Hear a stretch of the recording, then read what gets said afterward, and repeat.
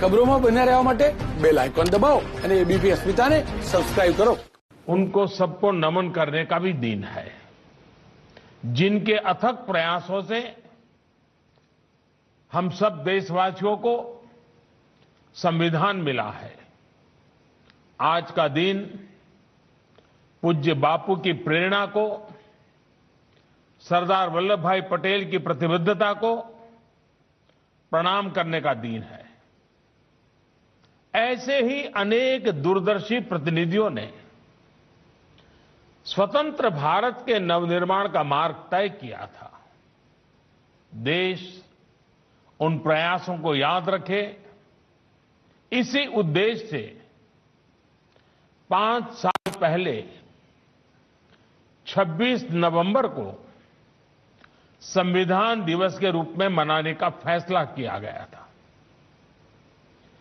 मैं पूरे देश को हमारे लोकतंत्र के इस अहम पर्व के लिए बधाई देता हूं। साथियों, आज की तारीख देश पर सबसे बड़े आतंकी हमले के साथ भी जुड़ी हुई है। 2008 में पाकिस्तान से आए, पाकिस्तान से भेजे गए आतंकियों ने मुंबई पर धावा बोल दिया था। इस हमले में अनेक लोगों की मृत्यु हुई थी। अनेक देशों के लोग मारे गए थे। मैं मुंबई हमले में मारे गए सभी लोगों को अपनी श्रद्धांजलि अर्पित करता हूं। इस हमले में हमारे पुलिस बल के कई जाबाज शहीद हुए थे, मैं उन्हें भी नमन करता हूं। मुंबई हमले के जख्म भारत भूल नहीं सकता। अब आज का भारत नई नीति, नई रीति के साथ आतंकवाद का मुकाबला कर रहा है। मुंबई हमले जैसी साजिशों को नाकाम कर रहे, आतंक को मुंहतोड़ जवाब देने वाले, भारत की रक्षा में प्रतिपल जुटे हमारे सुरक्षा बलों का भी आज मैं वंदन करता हूं। साथियों, as a presiding officers, you have a key role in our democracy. आप सभी पीठासीन अधिकारी कानून निर्माता के रूप में संविधान और देश के सामान्य मानवी को जोड़ने वाली एक बहुत अहम कड़ी है। विधायक होने के साथ साथ आप सदन के स्पीकर भी हैं। ऐसे में हमारे संविधान की तीनों महत्वपूर्ण अंग, विधायिका, कार्यपालिका और न्यायपालिका के बीच बेहतर सामंजस्य स्थापित करने में आप बहुत बड़ी भूमिका अदा कर सकते हैं। आपने अपने सम्मेलन में इस पर काफी चर्चा भी की है। संविधान की रक्षा में न्यायपालिका की अपनी भूमिका होती है, लेकिन स्पीकर लॉ मेकिंग बॉडी का फेस होता है। इसलिए स्पीकर एक तरह से संविधान के सुरक्षा के कवच का पहला प्रहरी भी है। साथियों, संविधान के तीनों अंगों की भूमिका से लेकर मर्यादा तक सब कुछ संविधान में ही वर्णित है। 70 के दशक में हमने देखा था कि कैसे सेपरेशन ऑफ पावर की मर्यादा को भंग करने की कोशिश हुई थी, लेकिन इसका जवाब भी देश को संविधान से ही मिला। बल्कि इमरजेंसी के उस दौर के बाद चेक्स एंड बैलेंस का सिस्टम मजबूत से मजबूत होता गया। विधायिका कार्यपालिका और न्यायपालिका तीनों ही उस कालखंड से बहुत कुछ सीखकर आगे बढ़े। आज भी वो सीख उतनी ही प्रासंगिक है। बीते 6-7 सालों में विधायिका, कार्यपालिका और न्यायपालिका में सामंजस्य को और बेहतर करने का प्रयास हुआ है।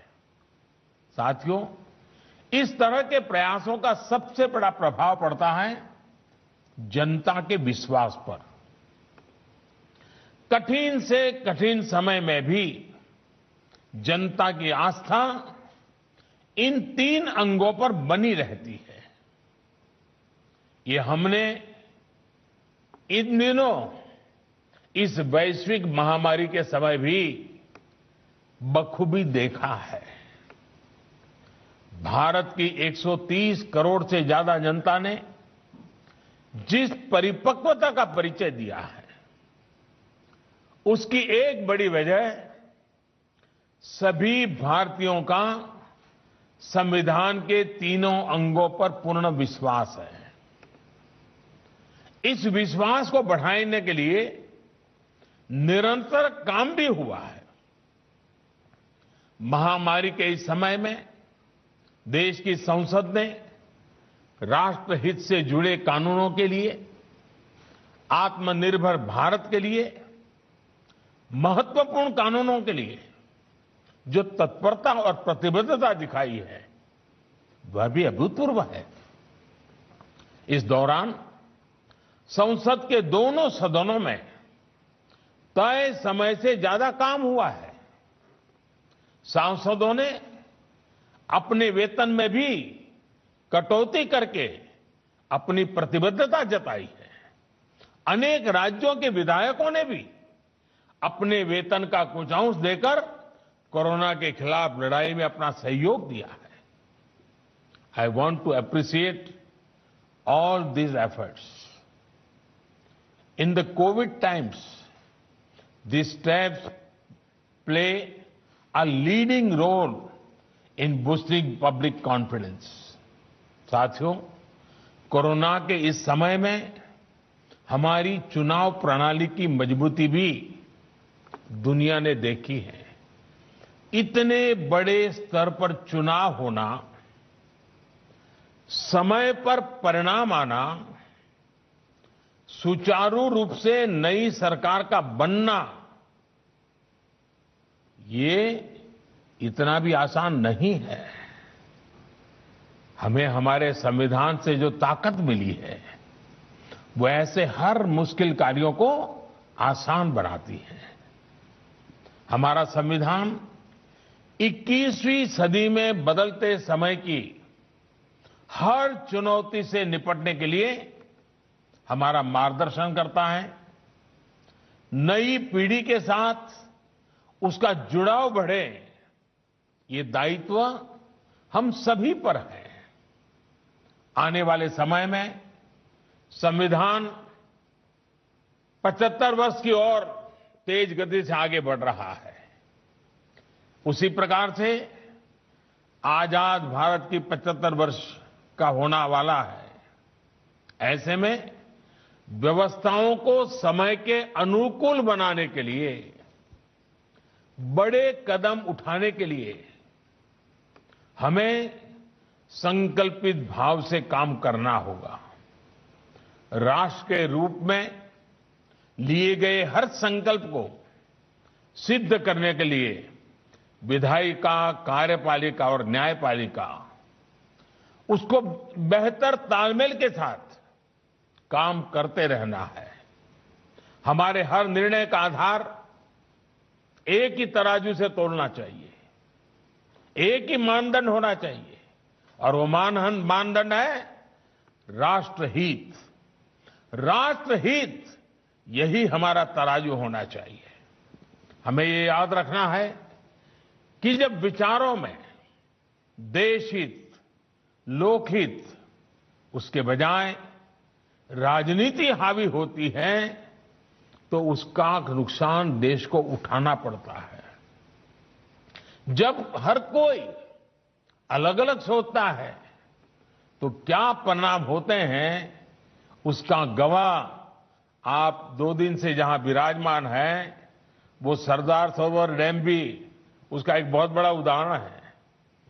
साथियों, केवड़िया प्रवास के दौरान आप सभी ने सरदार सरोवर डैम की विशालता देखी है, भव्यता देखी है, उसकी शक्ति देखी है, लेकिन इस डैम का काम बरसों तक अटका रहा, फंसा रहा। आजादी के कुछ वर्षों के बाद शुरू हुआ था और आजादी के 75 वर्ष जब सामने आए हैं, अभी कुछ साल पहले वो पूरा हुआ। कैसी कैसी बाधाएं, कैसे कैसे लोगों के द्वारा रुकावटें, किस प्रकार से संविधान का दुरुपयोग करने का प्रयास हुआ और इतना बड़ा प्रोजेक्ट, जनहित का प्रोजेक्ट इतने सालों तक लटका रहा। आज इस डैम का लाभ गुजरात के साथ ही मध्य प्रदेश, महाराष्ट्र और राजस्थान के लोगों को भी हो रहा है। इस बांध से गुजरात की 10 लाख हेक्टेयर जमीन को, राजस्थान की 2.5 लाख हेक्टेयर जमीन को सिंचाई की सुविधा सुनिश्चित हुई है। गुजरात के 9,000 से ज्यादा गांव, राजस्थान और गुजरात के अनेकों छोटे बड़े शहरों को घरेलू पानी की सप्लाई इसी सरदार सरोवर बांध की वजह से हो पा रही है। और जब पानी की बात आती है तो मुझे एक प्रसंग भी याद आता है। जब नर्मदा का पानी अनेक विवादों में रहा, अनेक संकटों से गुजरे, आखिरकार कुछ रास्ते निकले, लेकिन जब राजस्थान को पानी पहुंचाया तो भैरव सिंह जी शेखावत और जसवंत सिंह जी दोनों गांधीनगर स्पेशली मिलने आए। मैंने पूछा क्या काम है, बोले आकर के बताएंगे। वो आए और मुझे उतना उन्होंने अभिनंदन दिए, इतने आशीर्वाद दिए, इतनी, मैंने कहा इतना प्यार, इतनी भावना क्या। अरे बोले भाई, इतिहास गवाह है कि पानी के बूंद के लिए भी युद्ध हुए हैं, लड़ाइयां हुई हैं, 2-2 परिवारों के बीच बंटवारा हो गया है। बिना कोई संघर्ष, बिना कोई झगड़े गुजरात से नर्मदा का पानी राजस्थान पहुंच गया, राजस्थान की सूखी धरती को अपने पानी पहुंचाया। ये हमारे लिए इतने गर्व और आनंद का विषय है और इसलिए हम तुम्हें मिलने आए हैं।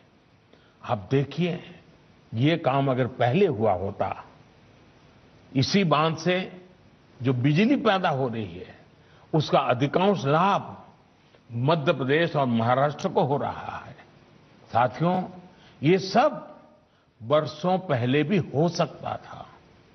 लोक कल्याण की सोच के साथ, विकास को सर्वोच्च प्राथमिकता के अप्रोच के साथ ये लाभ पहले भी मिल सकते थे, लेकिन वर्षों तक जनता इनसे वंचित रही। और आप देखिए, जिन लोगों ने ऐसा किया उन्हें कोई पश्चाताप नहीं है। इतना बड़ा राष्ट्रीय नुकसान हुआ, बांध की लागत कहां से कहां पहुंच गई, लेकिन जो इसके जिम्मेदार थे उनके चेहरे पर कोई शिकन नहीं है। हमें देश को इस प्रवृत्ति से बाहर निकालना है। साथियों, सरदार पटेल की इतनी विशाल प्रतिमा के सामने जाकर दर्शन करके आप लोगों ने भी नई ऊर्जा महसूस की होगी, आपको भी एक नई प्रेरणा मिली होगी। दुनिया की सबसे ऊंची प्रतिमा स्टैच्यू ऑफ यूनिटी, ये हर भारतीय का गौरव बढ़ाती है। और जब सरदार पटेल स्टैच्यू बना है, वो जनसंघ के मेंबर नहीं थे, भाजपा के मेंबर नहीं थे, कोई राजनीतिक छुआछूत नहीं। जैसे सदन में एक भाव की आवश्यकता होती है, वैसे देश में भी एक भाव की आवश्यकता होती है। ये सरदार साहब का स्मारक उस बात का जीता जागता सबूत है कि जहां कोई राजनीतिक छुआछूत नहीं है, देश से बड़ा कुछ नहीं होता, देश के गौरव से बड़ा कुछ नहीं होता। आप कल्पना कर सकते हैं 2018 में स्टैच्यू ऑफ यूनिटी के लोकार्पण के बाद करीब करीब 46 लाख लोग, 46 लाख यहां इस सरदार साहब स्टैच्यू को अपना नमन करने के लिए आए हैं। कोरोना की वजह से 7 महीनों तक स्टैच्यू दर्शन बंद नहीं हुए होते तो ये आंकड़ा और ज्यादा होता। मां नर्मदा के आशीर्वाद से स्टैच्यू ऑफ यूनिटी, ये पूरा केवड़िया शहर भारत के भव्यतम शहरों में शामिल होने के लिए तेजी से खड़ा हो रहा है। सिर्फ कुछ ही वर्षों में, और अभी ये गवर्नर श्रीमान आचार्य जी ने बड़े विस्तार से इसका वर्णन किया है, कुछ ही वर्षों में इस स्थान का कायाकल्प हो गया है। जब विकास को सर्वोपरि रखकर, कर्तव्य भार को सर्वोपरि रखकर काम होता है तो परिणाम भी मिलते हैं। आपने देखा होगा इन 2 दिन दरमियान आपको कई गाइड से मिलना हुआ होगा, कई व्यवस्था में जुड़े हुए लोगों से मिलना। ये सारे नौजवान बेटे बेटियां इसी इलाके की हैं, आदिवासी परिवारों की बच्चियां हैं, और आपको जब बताती होगी बहुत एग्जैक्टनेस शब्दों का उपयोग करती हैं। आपने देखा होगा ये ताकत हमारे देश में पड़ी है, हमारे गांव के अंदर भी ये ताकत पड़ी है। सिर्फ थोड़ी राख हटाने की जरूरत है, वो एकदम से प्रज्वलित हो जाती है। आपने देखा होगा दोस्तों, विकास के इन कार्यों ने यहां के आदिवासी भाई बहनों को भी एक नया आत्मविश्वास दिया है। साथियों, हर नागरिक का आत्मसम्मान हो, आत्मविश्वास बढ़े, ये संविधान की भी अपेक्षा है, हमारा भी ये निरंतर प्रयास है। ये तभी संभव है जब हम सभी अपने कर्तव्यों को, अपने अधिकारों का स्रोत मानेंगे, अपने कर्तव्यों को सर्वोच्च प्राथमिकता देंगे। कर्तव्यों पर, संविधान पर सबसे ज्यादा बल दिया गया है, लेकिन पहले के दौर में उसे ही भुला दिया गया।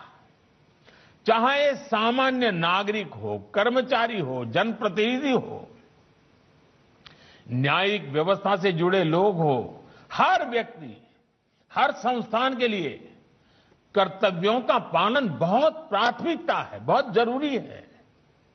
संविधान में तो हर नागरिक के लिए ये कर्तव्य लिखित रूप में भी है, और अभी हमारे स्पीकर आदरणीय बिरला जी ने कर्तव्यों के विषय में विस्तार से हमारे सामने विषय भी रखा।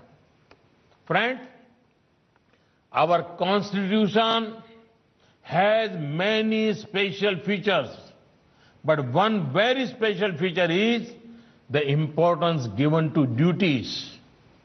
Mahatma Gandhi himself was very keen about this. He saw a close link between rights and duties. He felt that once we perform our duties, rights will be safeguarded. साथियों, अब हमारे प्रयास ये होने चाहिए कि संविधान के प्रति सामान्य नागरिक की समझ और ज्यादा व्यापक हो। इसके लिए संविधान को जानना, समझना भी बहुत जरूरी है।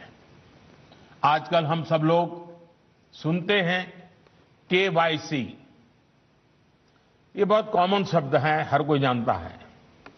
KYC का मतलब है नो योर कस्टमर। ये डिजिटल सुरक्षा का एक बड़ा अहम पहलू बना हुआ है। उसी तरह KYC एक नए रूप में, KYC यानी नो योर कॉन्स्टिट्यूशन, हमारे संविधान सुरक्षा कवच को भी मजबूत कर सकता है। इसलिए मैं संविधान के प्रति जागरूकता के लिए निरंतर अभियान चलाते रहना ये देश की आने वाली पीढ़ियों के लिए आवश्यक मानता हूं। विशेषकर स्कूलों में, कॉलेजों में हमारी नई पीढ़ी को इससे बहुत करीब से परिचय करना हो चुका। I would urge you all to take initiative that make aspects of our constitution more popular among our youth, that too through innovative methods. साथियों, हमारे यहां बड़ी समस्या ये भी रही है कि संवैधानिक और कानूनी भाषा उस व्यक्ति को समझने में मुश्किल होती है जिसके लिए जो कानून बना है। मुश्किल शब्द, लंबी लंबी लाइनें, बड़े बड़े पैराग्राफ, क्लोज सब क्लोज, यानी जाने अनजाने एक मुश्किल जाल बन जाता है। हमारे कानूनों की भाषा इतनी आसान होनी चाहिए कि सामान्य से सामान्य व्यक्ति भी उसको समझ सके। हम भारत के लोगों ने इस संविधान खुद को दिया है, इसलिए इसके तहत दिए गए हर फैसले, हर कानून से सामान्य नागरिक सीधा कनेक्ट महसूस करे, ये सुनिश्चित करना होगा। इसमें आप जैसे पीठासीन अधिकारियों की बहुत बड़ी मदद मिल सकती है। इसी तरह समय के साथ जो कानून अपना महत्व खो चुके हैं, उनको हटाने की प्रक्रिया भी आसान होनी चाहिए। अभी हमारे माननीय हरिवंश जी ने उसके विषय में अच्छे उदाहरण दिए हमारे सामने। ऐसे कानून जीवन आसान बनाने के बजाय बाधाएं ज्यादा बनाते हैं। बीते सालों में ऐसे सैकड़ों कानून हटाए जा चुके हैं, लेकिन क्या हम ऐसी व्यवस्था नहीं बना सकते जिससे पुराने कानूनों में संविधान की तरह ही पुराने कानूनों को रिपील करने की प्रक्रिया स्वतः चलती रहे? अभी कुछ कानूनों में सनसेट क्लॉज की व्यवस्था शुरू की गई है। अब एप्रोप्रिएशन एक्ट और कुछ और दूसरे कानूनों में भी इसका दायरा बढ़ाने पर विचार चल रहा है। मेरा सुझाव है कि राज्य की विधानसभाओं में भी इस प्रकार की व्यवस्था सोची जा सकती है, ताकि पुराने अनुपयोगी कानूनों को स्टैट्यूट बुक से हटाने के लिए प्रोसीजर रिक्वायरमेंट्स में बचा जा सके। इस प्रकार की व्यवस्था से कानूनी कंफ्यूजन बहुत कम होगा और सामान्य नागरिकों को भी आसानी होगी। साथियों, एक और विषय है और वो भी इतना ही महत्वपूर्ण है, वो चुनावों का। वन नेशन वन इलेक्शन सिर्फ एक चर्चा का विषय नहीं है, बल्कि ये भारत की जरूरत है। हर कुछ महीने में भारत में कहीं न कहीं बड़े चुनाव हो रहे होते हैं। इससे विकास के कार्यों पर जो प्रभाव पड़ता है, उसे आप सब भली भांति जानते हैं। ऐसे में वन नेशन वन इलेक्शन पर गहन अध्ययन और मंथन आवश्यक है और इसमें पीठासीन अधिकारी काफी मार्गदर्शन कर सकते हैं, गाइड कर सकते हैं, लीड कर सकते हैं।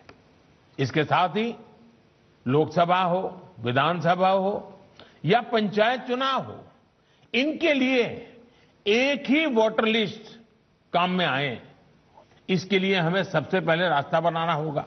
आज हर एक के लिए अलग अलग वोटर लिस्ट है, हम क्यों खर्चा कर रहे हैं, समय क्यों बर्बाद कर रहे हैं? अब हर एक के लिए 18 साल से ऊपर तय है। पहले तो उम्र में फर्क था, इसलिए थोड़ा वो रहा, अब कोई जरूरत नहीं है। साथियों, डिजिटाइजेशन को लेकर संसद में और कुछ विधानसभाओं में कुछ कोशिशें हुई हैं, लेकिन अब पूर्ण डिजिटलीकरण करने का समय आ चुका है। अगर आप प्रिसाइडिंग ऑफिसर्स इसमें जुड़े इनिशिएटिव लगे लेंगे तो मुझे विश्वास है कि हमारे विधायक गण, सांसद गण भी तेजी से ये टेक्नोलॉजी को एडॉप्ट कर लेंगे। क्या आजादी के 75 वर्ष को देखते हुए आप इससे जुड़े लक्ष्य तय कर सकते हैं? कोई टारगेट तय करके यहां से जा सकते हैं। साथियों, आज देश के सभी विधायी सदनों को डेटा शेयर करने की दिशा में आगे बढ़ना जरूरी है, ताकि देश में एक सेंट्रल डेटाबेस हो। सभी सदनों के कामकाज का एक रियल टाइम ब्यौरा आम नागरिक को भी उपलब्ध हो और देश के सभी सदनों को भी ये उपलब्ध हो। इसके लिए नेशनल ई विधान एप्लीकेशन के रूप में एक आधुनिक डिजिटल प्लेटफॉर्म पहले से ही विकसित किया जा चुका है। मेरा आप सभी से आग्रह रहेगा कि इस प्रोजेक्ट को जल्द से जल्द एडॉप्ट करें। अब हमें अपनी कार्यप्रणाली में ज्यादा से ज्यादा टेक्नोलॉजी के इस्तेमाल, पेपरलेस तौर तरीकों पर बल देना चाहिए। साथियों, देश को संविधान सौंपते समय संविधान सभा इस बात को लेकर एकमत थी कि आने वाले भारत में बहुत सी बातें परंपराओं से भी स्थापित होगी। संविधान सभा चाहती थी कि आने वाली पीढ़ियां ये सामर्थ्य दिखाएं और नई परंपराओं को अपने साथ जोड़ते चलें। हमें अपने संविधान के शिल्पियों की इस भावना का भी ध्यान रखना है। पीठासीन अधिकारी होने के नाते आप सभी क्या नया कर सकते हैं, कौन सी नई भी चीज जोड़ सकते हैं, इस दिशा में भी कुछ न कुछ कंट्रीब्यूट करेंगे तो देश के लोकतंत्र को एक नई ताकत मिलेगी। विधानसभा की चर्चाओं के दौरान जन भागीदारी कैसे बढ़े, आज की युवा पीढ़ी कैसे जुड़े, इस बारे में भी सोचा जा सकता है। अभी दर्शक दीर्घाओं में लोग आते हैं, चर्चा भी देखते हैं, लेकिन इस प्रक्रिया को बहुत नियोजित तरीके से भी किया जा सकता है। जिस विषय की चर्चा हो उस विषय के अगर संबंधित लोग वहां रहे उस दिन तो ज्यादा लाभ होगा। जैसे मानो शिक्षा से जुड़ा कोई विषय हो तो विद्यार्थियों को, शिक्षकों को, यूनिवर्सिटी के लोगों को बुलाया जा सकता है। सामाजिक सरोकार से जुड़ा कोई अन्य विषय हो तो उससे संबंधित समूह को बुलाया जा सकता है। महिलाओं के संबंधित कोई विषय की चर्चा हो तो उनको बुलाया जा सकता है। इसी तरह कॉलेज मॉक पार्लियामेंट को बढ़ावा देकर हम बहुत बड़ी मात्रा में इसको प्रचारित कर सकते हैं और हम स्वयं भी उससे जुड़ सकते हैं। कल्पना करिए, यूनिवर्सिटी के छात्रों की संसद हो और आप खुद उसे संचालित करें। इससे विद्यार्थियों को कितनी प्रेरणा मिलेगी, कितना कुछ नया सीखने को मिलेगा। ये मेरे सुझाव भर हैं। आपके पास वरिष्ठता भी है, आपके पास अनुभव भी है। मुझे विश्वास है कि ऐसे अनेक प्रयासों से हमारी विधायी व्यवस्थाओं पर जनता का विश्वास और मजबूत होगा। एक बार फिर इस कार्यक्रम में मुझे निमंत्रित करने के लिए मैं स्पीकर महोदय का बहुत आभार व्यक्त करता हूं। मैंने ऐसे ही सुझाव दिया था, लेकिन स्पीकर साहब ने केवड़िया में इस कार्यक्रम की रचना की। गुजरात के लोगों की मेहमान नवाजी तो बहुत अच्छी होती ही होती है। वैसे हमारे देश के हर कोने में स्वभाव है, तो उसमें तो कोई कमी नहीं आई होगी, ऐसा मुझे पूरा विश्वास है। लेकिन इसको देखने के बाद हो सकता है आपके मन में कई अच्छे नए विचार आए हों। अगर वहां वो विचार अगर पहुंचा देंगे तो जरूर उसका लाभ होगा इसके विकास में, क्योंकि एक पूरे राष्ट्र के लिए एक गौरवपूर्ण जगह बनी है। उसमें हम सबका योगदान हो, क्योंकि इसके मूल में आपको याद होगा हिंदुस्तान के हर गांव से किसानों ने खेत में जो औजार उपयोग किया था वैसा पुराना औजार इकट्ठा किया था हिंदुस्तान के 6 लाख गांवों से, और उसको यहां पर मेल्ट करके इस स्टैच्यू बनाने में किसानों के खेत में उपयोग किए गए औजार का में से लोहा निकालकर इस स्टैच्यू में उपयोग किया गया है। यानी इसके साथ एक प्रकार से हिंदुस्तान का हर गांव, हर किसान जुड़ा हुआ है। साथियों, नर्मदा जी और सरदार साहब के सानिध्य में ये प्रवास आपको प्रेरित करता रहे, इसी कामना के साथ आप सबको मेरी तरफ से बहुत बहुत आभार, बहुत बहुत धन्यवाद, बहुत शुभकामनाएं।